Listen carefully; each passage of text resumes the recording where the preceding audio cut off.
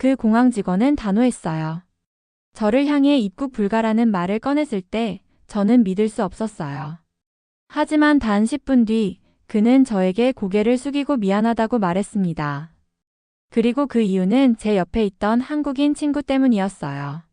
정확히는 제 여권이 일본이었고 그녀의 여권이 한국이었다는 사실이에요. 과연 한국 여권에는 무엇이 있었던 걸까요?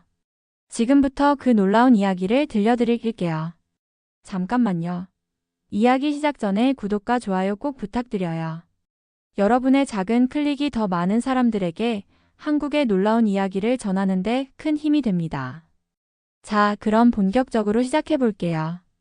비행기에서 내릴 때까지만 해도 아무런 문제가 없었어요. 우린 피곤했지만 들뜬 마음으로 파리 공항에 발을 내디뎠어요.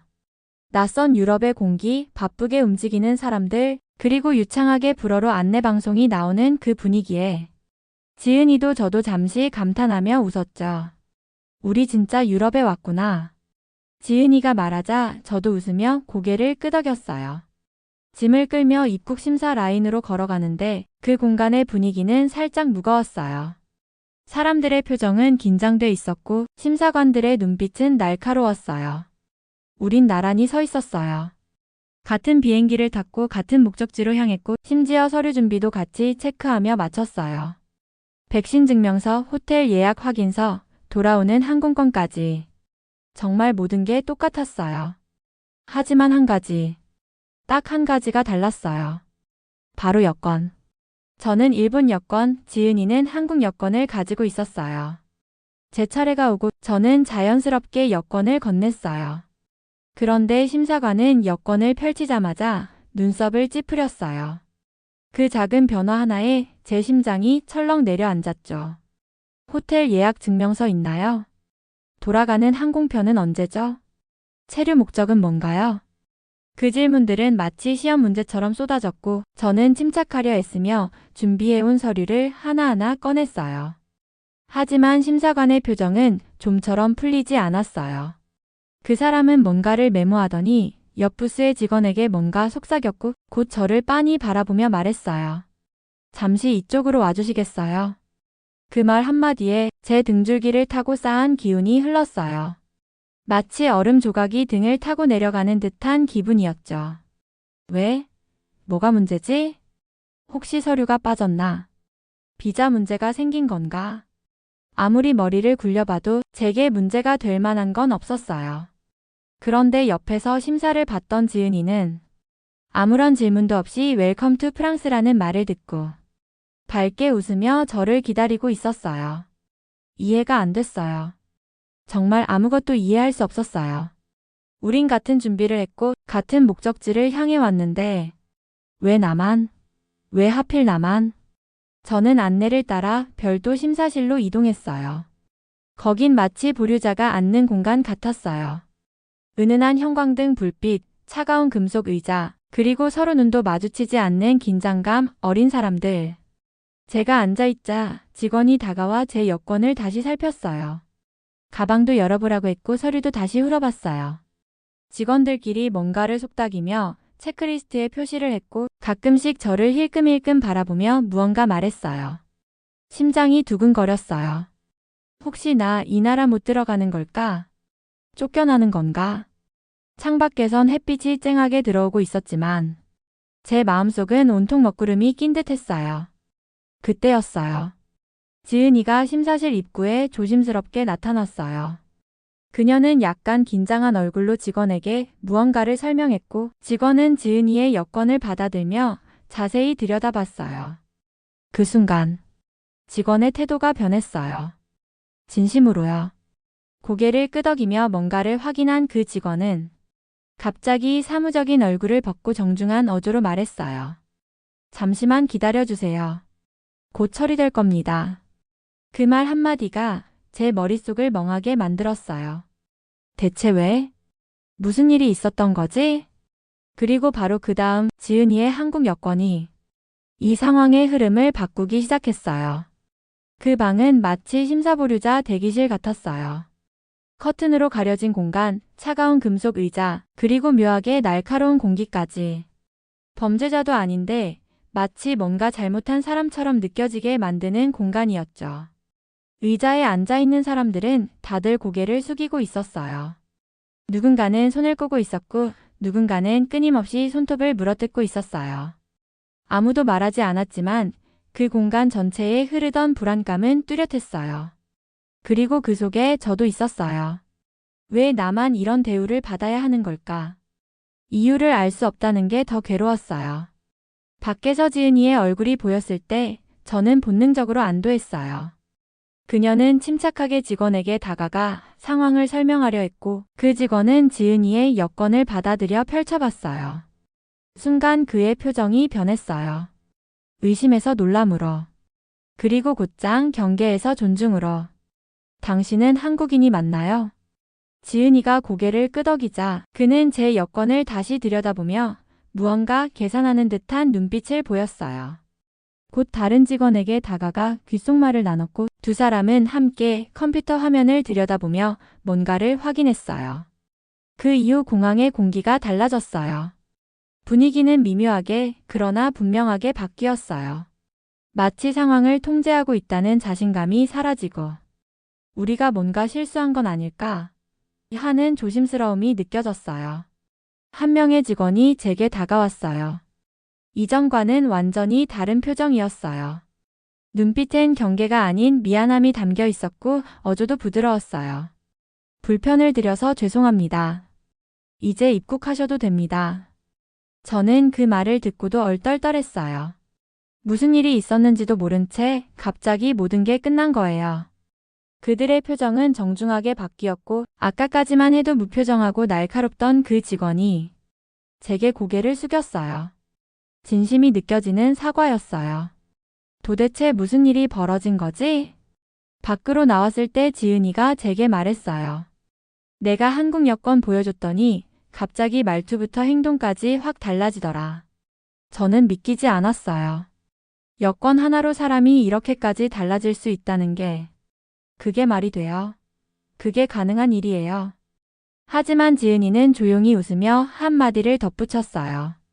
여기선 한국 여권이 신뢰 그 자체야. 그 말을 듣고도 저는 잘 이해가 되지 않았어요. 일본 여권도 나쁘지 않잖아. 무비자 국가도 많고 신뢰도 높은 편인데 라고 생각했어요. 그런데 지은이가 이어서 들려준 이야기를 들은 후 제 안에 무언가가 무너지는 느낌이었어요. 요즘 유럽이나 미국 쪽에서 한국 여권은 진짜 특급이야. K방역 이후로 이미지는 완전히 달라졌고 외교 신뢰도나 국민 행동 평가가 다 어급으로 찍혀 있어. 특히 입국 심사에서는 한국 여권을 보면 이 사람은 문제를 일으킬 확률이 없다고 간주하는 경우가 많대. 괜히 까다롭게 굴 필요가 없다고 생각하는 거지. 지은이의 말은 담담했지만 제 안에선 작은 파문이 점점 커지고 있었어요. 그동안 국격이라는 말을 들어도 그게 뭘 의미하는지 잘 몰랐어요. 하지만 오늘 단 10분 만에 제가 체감한 현실의 온도차는 모든 걸 단번에 이해시켜줬어요. 그리고 결정적인 건 그 직원이 마지막에 했던 한마디였어요. 그 목소리는 또렷했고 그 순간은 마치 시간이 멈춘 것처럼 제 귀에 박혔어요. She is Korean then everything's okay. 그녀는 한국인이잖아. 그럼 괜찮아. 그 말이 제 머릿속에서 계속 울렸어요. 반복되고 맴돌고 흔들렸어요. 그 순간 저는 모든 걸 이해했어요. 이 나라에서 그리고 지금 이 시대에서 한국이라는 이름이 가진 무게를요. 그건 단순한 국적이 아니었어요. 그건 세계가 만들어준 신뢰의 상징이었어요. 그리고 저는 그 신뢰의 힘을 눈으로 귀로 심장으로 직접 경험한 거였어요. 호텔로 돌아왔을 때 나는 짐도 풀지 않고 소파에 털썩 주저앉았어요. 문보다 머릿속이 훨씬 더 복잡했기 때문이에요. 파리 공항에서 겪은 그 10분의 상황이 머릿속에서 끊임없이 재생되고 있었거든요. 왜 나만? 도대체 뭐가 문제였던 걸까? 모든 걸 똑같이 준비했는데 왜 나만 의심받고 따로 불려갔던 걸까? 그리고 왜 그 직원은 그녀의 여권을 보는 순간 갑자기 태도를 바꿨던 걸까? 혼란스러웠어요. 말로 표현할 수 없을 정도로. 그래서 결국 나는 조용히 핸드폰을 꺼내 검색을 시작했어요. 한국 여권 신뢰도 한국 여권 유럽 반응. 처음엔 단순한 궁금증이었어요. 하지만 검색 결과를 보는 순간 눈이 휘둥그레졌어요. 헨리 패스포트 인덱스라는 여권 지수 자료에서 한국은 전 세계 12위를 오가고 있었어요. 무비자 입국이 가능한 국가는 무려 190개국이 넘었고요. 놀랐어요. 정말로요. 그동안은 일본 여권이 최고라고만 믿었거든요. 어릴 적부터 그렇게 교육받았고 주변에서도 일본 여권을 자랑스럽게 여겼으니까요. 그런데 지금 내 눈앞에 보이는 건 그보다도 높은 평가를 받고 있는 한국 여권이었어요. 그리고 나는 오늘 그 차이를 직접 경험했어요. 입국 심사관의 태도, 표정, 말투, 심지어 사과까지. 그 모든 건 내 여권이 아닌 한국 여권을 가진 친구 옆에 있었기 때문이었어요. 나는 핸드폰을 내려놓고 잠시 멍하니 천장을 바라봤어요. 머릿속이 하얘졌어요. 그리고 스스로에게 물었어요. 내가 알고 있던 세계는 과연 진짜였을까?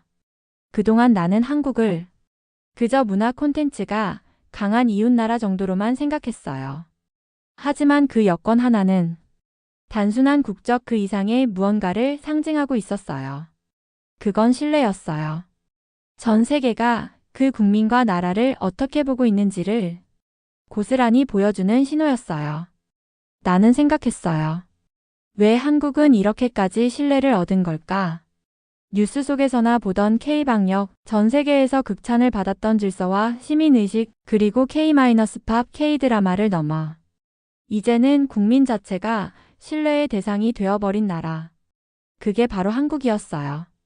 그리고 그런 나라의 국민이라는 이유만으로 사람들은 미소를 짓고 믿고 심지어 사과까지 해요. 그날의 경험은 내가 품고 있던 자부심을 흔들어 놨어요. 일본 여권도 분명 세계적으로 좋은 평가를 받지만 오늘 내가 경험한 건 그 수치 이상의 무엇이었어요. 그건 태도였고 사람을 대하는 방식이었고 국가에 대한 감정이었어요. 나는 인정하고 싶지 않았지만 속으로 작게 중얼거렸어요. 나 지금 조금 부끄럽다. 그 순간부터 나는 한국이라는 나라를 다시 보기 시작했어요. 더 알고 싶어졌고 이 나라가 어떤 길을 걸어왔기에 이런 존중을 얻게 되었는지 궁금해졌어요. 한국 여권은 그저 출입국 문서가 아니었어요. 그건 세계가 한국이라는 나라에 붙여준 신뢰의 도장이었어요. 나는 그걸 오늘 내 두 눈으로 직접 확인했어요. 그렇게 나는 한 나라를 단순한 관심이 아니라 진심 어린 존경의 마음으로 바라보게 되었어요. 그날 밤 나는 쉽게 잠들 수 없었어요. 침대에 누웠지만 눈을 감으면 자꾸 떠오르는 장면이 있었죠. 심사관의 차가운 눈빛, 그리고 그가 내게 말했던 마지막 한마디. She is Korean then everything's okay. 그 문장은 단순한 설명이 아니었어요. 그건 마치 선언처럼 들렸어요. 한국이라는 단어 하나만으로 상대에 대한 판단이 완전히 달라진다는 의미였죠. 나는 어릴 적부터 일본 여권이 자랑스러웠어요. 세계에서 손꼽히는 강한 여권, 무비자 입국국수 국제적 이미지. 그 모든 것이 당연하게 느껴졌어요. 하지만 공항에서 그 짧은 시간 동안 내가 받았던 대우와 한국 여권을 가진 친구가 받았던 대우는 너무나 달랐어요. 나는 이해할 수 없었어요. 그래서 조용히 핸드폰을 열고 한국에 대해 검색하기 시작했어요. 한국 여권 신뢰도 K방역 한국의 국제 이미지 상승. 생각보다 더 많은 기사들이 있었어요. 단지 연예인 이야기나 문화 콘텐츠가 아닌 국가 이미지, 국민 신뢰도, 외교적 평가에 관한 이야기들이 넘쳐났죠. 심지어 외국 커뮤니티에선 한국인을 이렇게 말하고 있었어요. 공공장소에서 질서 있게 행동하는 사람들. 문제 일으키지 않고 조용히 여행하는 모범적인 관광객. 가장 예의 바르고 배려심 깊은 아시아인. 나는 화면을 바라보며 조용히 고개를 끄덕였어요. 그리고 솔직히 조금 부끄러워졌어요. 그동안 나는 세계가 우리를 어떻게 바라보는지에 대해 제대로 생각해 본 적이 없었어요. 한국은 소리 없이 신뢰를 쌓아왔고 그 무게가 공항이라는 작은 공간에서 너무도 분명하게 드러났던 거예요. 며칠 후 우리는 파리에서 바르셀로나로 이동했어요. 입국 심사는 금방 끝났고 이번엔 전혀 당황하지 않았어요. 왜냐하면 나는 이제 알고 있었거든요. 어떤 나라의 국민이라는 건 그저 국적을 말하는 것이 아니라 그 나라가 세계에 어떤 신뢰를 주었는지를 보여주는 것이라는 걸요. 나는 그때 처음으로 국적이 자랑스러운 사람들이 부럽다는 생각을 했어요. 그건 단순히 여권 파워나 숫자의 문제가 아니었어요. 그 안에는 수십 년 동안 만들어온 국민 이미지, 문화와 정책, 행동과 책임이 다 들어 있었어요. 마지막 날 밤, 우리는 호텔 옥상에서 야경을 봤어요. 도시의 불빛이 반짝이는 가운데 나는 가만히 친구 옆에 앉아 이렇게 생각했어요. 나도 언젠가 누군가에게 그녀는 일본인이야. 괜찮아. 라는 말을 듣고 싶다. 그건 단지 편의를 위한 통과가 아니라 한 사람에 대한 존중에서 나오는 말이었기 때문이에요. 그리고 나는 그 말을 지은이를 통해 들었어요. 여행을 마치고 돌아가는 비행기 안에서 나는 마음속으로 결심했어요. 한국어를 배우자고. 그리고 한국이라는 나라에 대해 더 알아보자고. 그건 단순한 관심이 아니었어요. 진심 어린 존경이었어요. 한국은 이제 내게 친구의 나라가 아니에요. 그저 드라마나 음악으로 알게 된 나라도 아니에요. 한국은 내가 본받고 싶은 나라, 나도 닮고 싶은 국민이 사는 나라가 되었어요. 그래서 나는 말하고 싶어요. 이야기를 듣고 있는 당신이 한국인이시라면 꼭 기억해 주세요. 당신이 가진 여권은 단지 여행을 위한 문서가 아니에요. 그건 세계가 한국에 건넨 신뢰의 상징이에요. 그리고 저는 그 신뢰가 어떤 위력을 가지는지를 두 눈으로 직접 봤어요. 그날 이후로 한국이라는 이름은 더 이상 친구의 국적이 아니에요. 그건 내가 인생에서 처음으로 진심으로 존경하게 된 이름이에요. 한국 여권.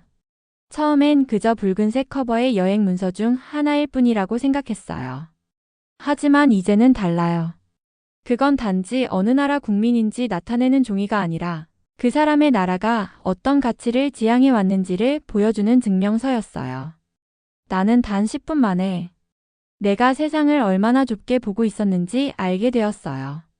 그리고 그 10분 동안 한국이라는 나라가 얼마나 오랫동안 조용히 그리고 성실하게 신뢰를 쌓아왔는지를 느꼈어요.